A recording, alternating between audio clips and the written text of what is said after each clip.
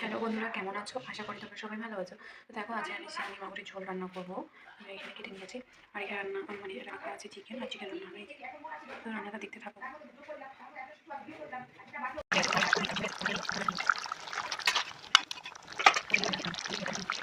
তো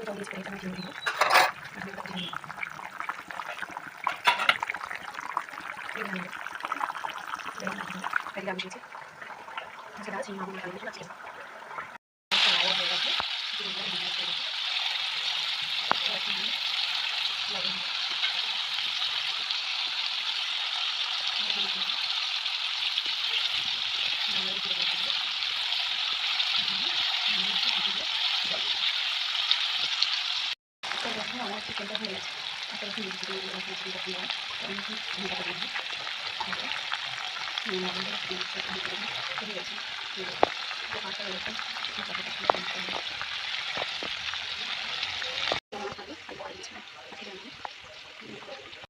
স্যালাড।